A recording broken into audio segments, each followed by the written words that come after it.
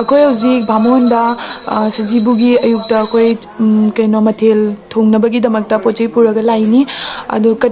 ꯀꯠꯄꯒꯤ ꯑꯣꯏꯅ ꯑꯗꯣ ꯁꯤꯗꯩꯁꯤꯗꯁꯨ ꯂꯩꯔꯦ ꯃꯌꯥꯝꯅ ꯑꯩꯈꯣꯏꯒꯤ ꯄꯣꯠꯆꯩ ꯑꯗꯨ ꯂꯧꯊꯔꯒ ꯃꯥꯏ ꯃꯐꯝ ꯃꯐꯝꯗ ꯊꯝꯃꯤꯕꯀꯣ ꯑꯗꯨꯒ ꯑꯩꯈꯣꯏ ꯂꯥꯏ ꯈꯨꯔꯝꯅꯔꯦ ꯁꯤꯗ ꯂꯩꯔꯦꯕꯀꯣ ꯄꯣꯠꯆꯩ ꯃꯌꯥꯝꯗꯣ ꯂꯐꯣꯏꯅ ꯂꯐꯣꯏꯒꯤ ꯍꯤꯟꯖꯥꯡ ꯅꯥꯄꯤꯅ ꯍꯤꯟꯖꯥꯡ ꯅꯥꯄꯤꯒꯤ ꯇꯧꯔꯦ ꯑꯗꯨꯒꯤ ꯁꯤꯗꯁꯨ ꯕꯥꯃꯣꯟꯅ ꯑꯩꯈꯣꯏꯒꯤ ꯃꯤ ꯑꯃꯃꯝ ꯄꯨꯔꯛꯄ ꯑꯃꯃꯝꯗꯣ ꯑꯩꯈꯣꯏꯒꯤ ꯃꯃꯤꯡ ꯇꯧꯔꯒ ꯐꯖꯅ ꯇꯧꯔꯒ ꯁꯣꯜꯂꯦ ꯑꯗꯨꯒ ꯂꯥꯏ ꯈꯨꯔꯝꯍꯜꯂꯦ ꯑꯗꯒꯤ ꯁꯤꯗꯩꯁꯤꯗ ꯑꯇꯥ ꯃꯣꯏꯗꯥꯁꯨ ꯑꯗꯨꯝ ꯄꯨꯔꯛꯄ ꯌꯥꯎꯋꯦ ꯑꯩꯈꯣꯏ ꯅꯨꯡꯊꯤꯟꯗ ꯇꯧꯒꯗꯕꯗꯣ ꯑꯗꯨꯗꯣ ꯄꯨꯔꯛꯑꯒ ꯂꯥꯛꯄꯁꯨ ꯌꯥꯎꯔꯤ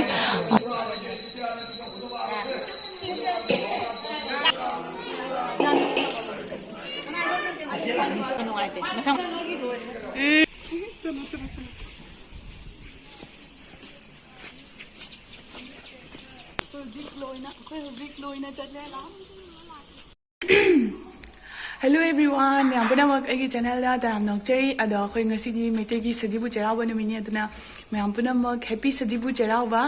aduga loina ngasi ai ke mathen tawba khotpada ma'am da ulage kamai tawba khotpada ayuk ta khoi kaino da chalui aidi bhamon da chalubada hujikti halakna ngak pothare ngak phamme do ngatang leraga chainjang thongba mu changani aduga thong khotpada ulage ma'am da ma'am yengminasi ka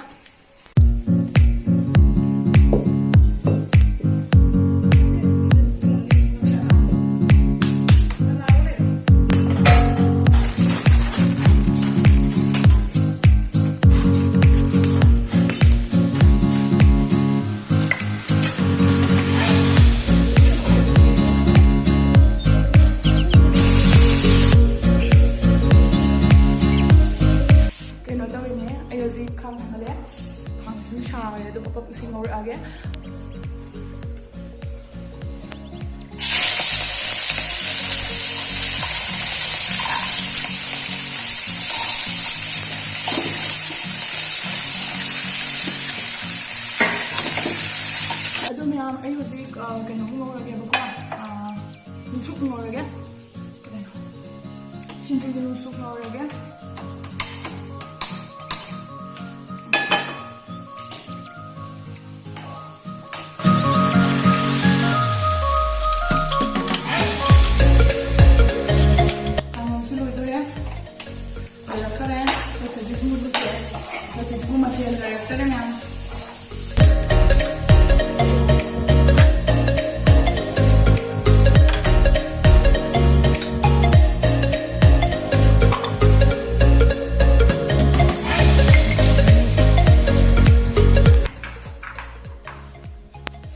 ꯑꯍꯥꯟꯕꯗ ꯑꯩꯈꯣꯏ ꯂꯥꯏꯒꯤ ꯆꯥꯛ ꯍꯥꯟꯅ ꯊꯤꯔꯅꯤ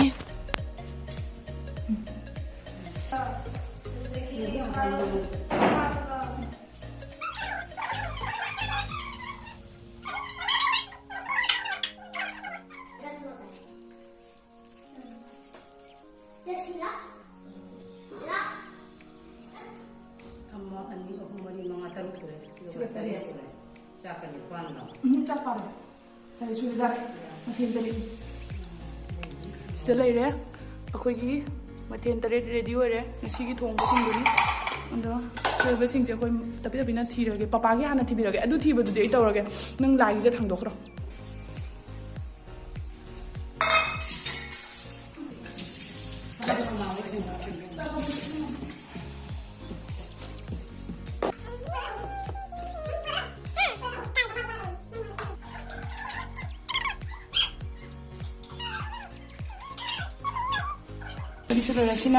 sina sharp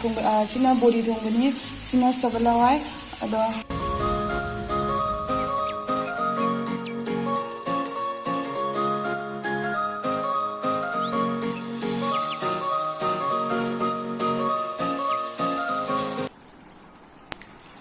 Betul ni ada yang bimbang. ꯑꯩꯈꯣꯏꯒꯤ ꯁꯖꯤꯕꯨꯒꯤ ꯃꯊꯦꯜ ꯑꯗꯨ ꯌꯥꯝꯅꯗꯤ ꯌꯥꯝꯗ꯭ꯔꯦꯕꯀꯣ ꯍꯟꯗꯛꯀꯤꯁꯦ ꯑꯗꯣ ꯑꯩꯈꯣꯏ ꯆꯥꯕ ꯂꯣꯏꯔꯦ ꯍꯧꯖꯤꯛ ꯄꯄꯥꯗꯤ ꯆꯥꯕ ꯂꯣꯏꯅ ꯆꯠꯈ꯭ꯔꯦ ꯑꯗꯒꯤ ꯑꯩꯈꯣꯏ 3 hours later yes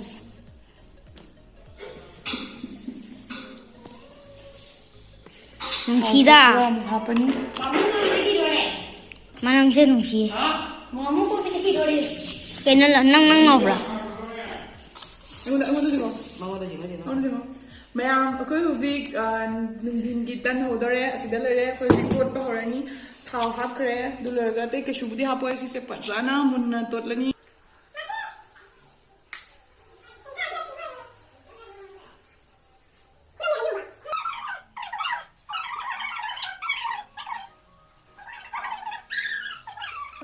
do atawani atawani do ako sine te round mo ko leben ani ko je ko ko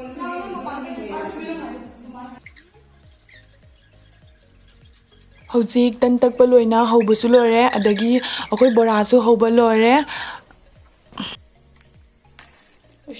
simari post tare simari chani